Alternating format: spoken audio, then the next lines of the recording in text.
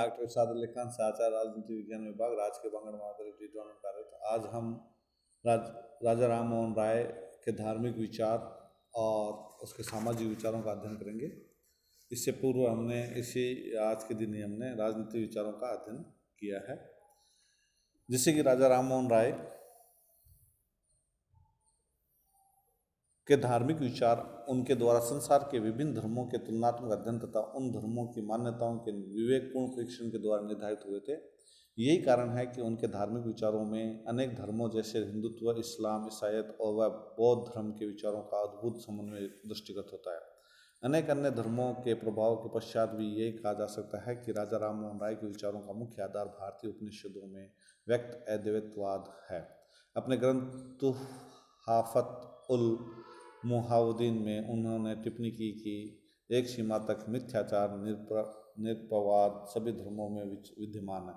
राय ने अनेक धर्मों के तुलनात्मक अध्ययन के पश्चात धर्म के जो सार्वभौम मूल्य स्वीकार किए वे थे एकमात्र सृजनकर्ता में विश्वास, आत्मा के अस्तित्व में विश्वास, ऐसी पारलौकिक स्थिति की कल्पना जिसमें कि व्यक्ति के लौकिक कार्यों के लिए उसे पुरस्कृत व दंडित किया जाता हो। यानी राय के धार्मिक विचार के प्रमुख पक्षों को निम्नलिखित रूप में समझा जा सकता है। वह अद्वैतवाद का समर्थन और बहुदेववाद का विरोध। राय ने अद्वैतवाद का तार्किक ढंग से प्रतिपादन किया कि विश्व को एक सर्वशक्तिमान आध्यात्मिक सत्ता संचालित करती है जो उदार और मानव मात्र के लिए मंगलकारी है। उन्होंने ईश्वर की एकता के सिद्धांत को अपने धर्म दर्शन का केंद्रीय तत्व बनाया। ईश्वर की एकता का उनका सिद्धांत उपनिषदों में व्यक्त अद्वैतवाद तथा कुरान में ईश्वर की एकता की धारणा दोनों से प्रभावित था। न्यू टेस्टामेंट की नैतिक शिक्षाओं तथा धार्मिक विषयों में अभिव्यक्ति की सरलता से तो वे प्रभावित हुए, किंतु उन्होंने इसमें व्यक्त त्रिदेव दर्शन को स्वीकार नहीं किया। राय ने हिंदू धर्म में प्रचलित बहुदेववाद का विरोध किया। मूर्ति पूजा और अनैतिक धार्मिक प्रथाओं का विरोध। राजा राममोहन राय मूर्ति पूजा के घोर विरोधी थे और धर्म का परम सत्य की अनुभूति तथा मानवीय मूल्यों की स्वीकृति का आधार मानते थे।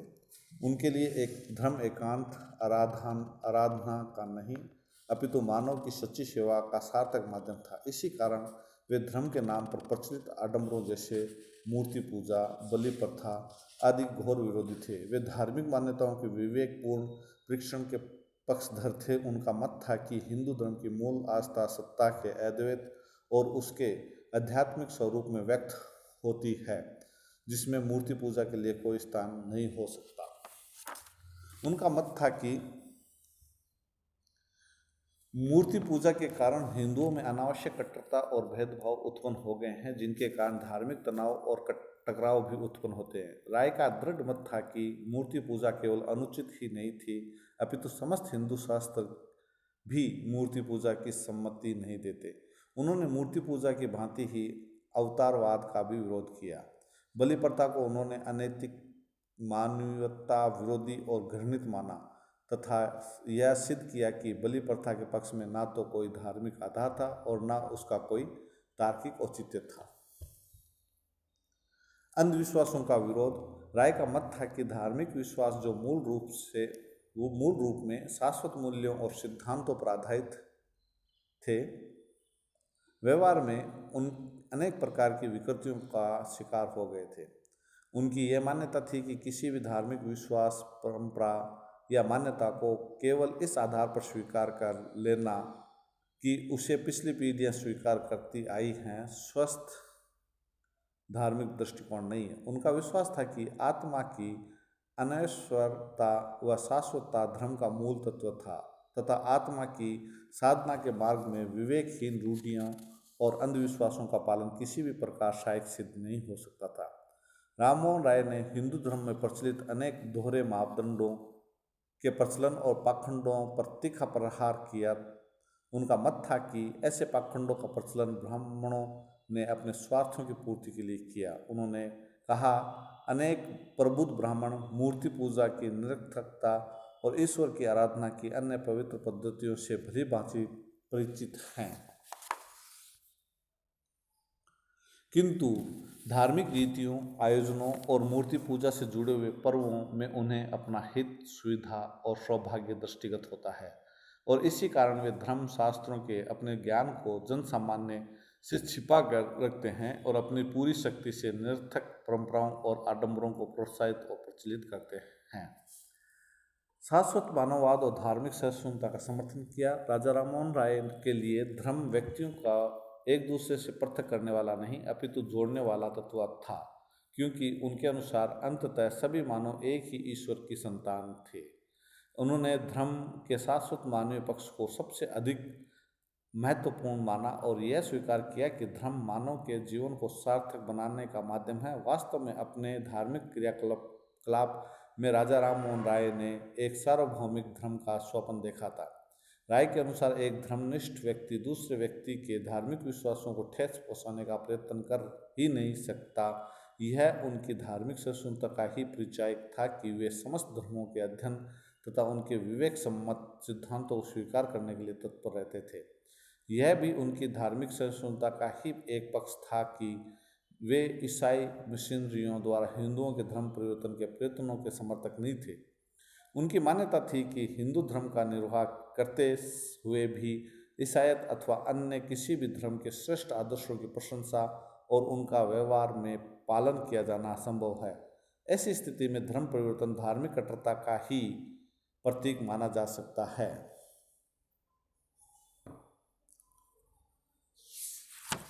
आगे हम राजा राममोहन राय के सामाजिक विचारों का अध्ययन करेंगे। जैसे कि राजा राममोहन राय की आध्यात्मिक आस्था तथा उद्दत मानव मूल्य की प्रति उनकी निष्ठा से उन्हें इस बात के लिए झकझोरा कि वे भारतीय समाज में धर्म परंपरा के विश्वासों के नाम पर सदियों से चलती आ रही कुरीतियों के उन्मूलन के लिए साहसपूर्वक संघर्ष करें। जाति प्रथा व सामाजिक असमानता का विरोध राजा राममोहन राय ने भारत में प्रचलित जाति प्रथा तथा जातियों के आधार पर ऊंच नीच के भेदभावों का घोर विरोध किया। उनके अनुसार जाति प्रथा का कोई धार्मिक आधार नहीं था। वे जाति प्रथा को हिंदू धर्म का कलंक मानते थे।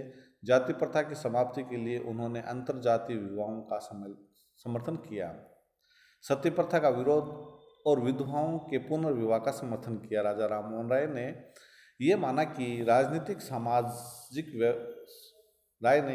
सामाजिक व्यवस्था में व्याप्त हो गए अन्याय का सामना महिलाओं को प्रत्येक स्तर पर करना पड़ रहा था। उन्हें अशिक्षित और निरक्षर रखा जाता था। वे संपत्ति के अधिकार से वंचित थी। बाल्यकाल में ही उनका विवाह कर दिया जाता था। उन्हें पर्दा प्रथा द्वारा नियंत्रण में रखा जाता था और सती प्रथा जैसे बर्बर और क्रूर व्यवस्था द्वारा पति की मृत्यु होने पर जीवन से ही वंचित कर दिया जाता था। 1811 ईस्वी में उनके बड़े भाई श्री जगमोहन की मृत्यु के पश्चात उनकी भाभी को बलपूर्वक उनके भाई की चिता के साथ जला दिया गया। इस घटना ने राजा राममोहन राय को सती प्रथा के विरुद्ध विद्रोह के लिए प्रेरित कर दिया और उनके प्रयत्नों के परिणाम स्वरूप सरकार ने सती प्रथा के लिए कानून बनाया। हिंदू समाज में विधवाओं की कष्टप्रद स्थिति और उनके साथ होने वाले व्यवहार ने राय के मन में गंभीर क्लेश उत्पन्न किया। राय ने यह विकसित कर दिया कि प्राचीन भारतीय ग्रंथों और धर्मशास्त्रों के आधार पर हिंदू धर्म विधवाओं के पुनर्विवाह की अनुमति देता है। राय ने युवा आयु की विधवाओं को पुनर्विवाह का गंभीर समर्थन किया और प्रौढ़ आयु की विधवाओं को शिक्षित करके उन्हें आर्थिक दृष्टि से आत्मनिर्भर बनाने तथा उनके लिए समाज में सम्मानपूर्वक जीवन व्यतीत करने की परिस्थितियां उत्पन्न करने के पक्ष में सामाजिक वातावरण बनाने के लिए सक्रिय प्रयत्न किए। स्त्री स्वतंत्रता का आग्रह राय को समाज में समानता का स्तर प्रदान करने के प्रबल पक्षधर थे। उन्हें वेदना थी कि भारतीय समाज में स्त्रियां कोई सार्थक भूमिका नहीं निभा रही थी और उन्हें पुरुषों के आधिपत्य के अधीन स्वतंत्रता का जीवन बिताने के लिए विवश कर दिया जाता था। उनकी दृढ़ मान्यता थी कि स्त्रियों को समाज में सम्मानपूर्वक स्थान प्रदान किए जाए।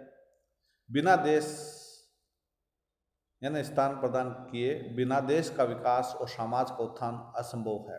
तर्कों तथा ऐतिहासिक तथ्यों के आधार पर सिद्ध किया कि विकास के अवसर प्राप्त होने पर स्त्रियां बौद्धिक, मानसिक और चारित्रिक क्षमता में पुरुषों की अपेक्षा अधिक सक्षम और श्रेष्ठ हो सकती है। वे महिलाओं को पुरुषों के समान ही शिक्षा प्राप्त करने के अवसर दिए जाने के पक्ष में थे। उनका स्वप्न था कि भारतीय स्त्रियों को लीलावती, गार्गी आदि के समान विदुषी बनाने के अवसर प्राप्त हों।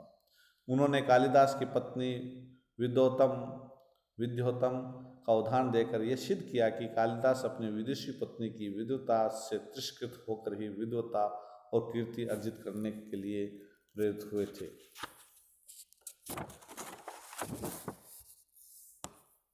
पुरुषों के बहुविवाह को उन्होंने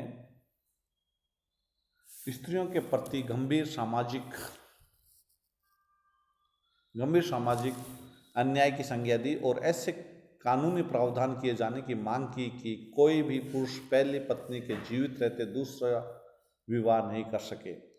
उन्होंने हिंदू स्त्रियों को संपत्ति में उत्तराधिकार प्रदान करने के लिए सक्षम कानूनी उपाय करने की मांग की। Modern encroachment on ancient rights of female according to the Hindu law of heritage, यानी कि हिंदू उत्तराधिकारी विधि पर आधारित स्त्रियों के प्राचीन अधिकारों का आधुनिक अतिक्रमण शीर्षक विद्वतापूर्ण लेख में उन्होंने प्राचीन भारतीय धर्मशास्त्रियों व संहिताकारों याज्ञवल्क्य, कात्यायन, नारद, विष्णु, बृहस्पति, व्यास व कौटिल्य के शास्त्रों के उदाहरण देकर यह सिद्ध किया कि प्राचीन भारत में विधि शास्त्र और धर्मशास्त्र में स्त्रियों को भी संपत्ति का उत्तराधिकार स्वीकार किया जाता था।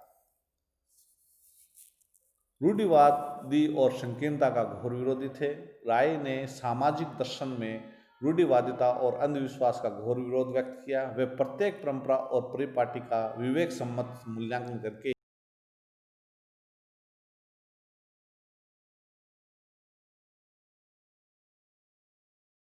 ही प्रचलित थी, जिनका आधुनिक समय में कोई तर्कसम्मत आधार या व्यवहारिक औचित्य नहीं था। वे सामाजिक जीवन में संकीर्णता के घोर विरोधी थे।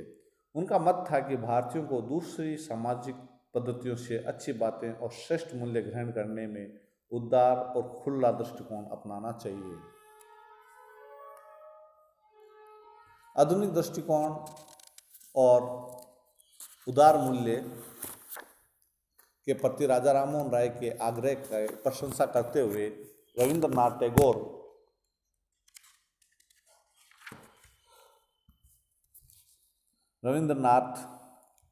टैगोर ने लिखा कि अपने समय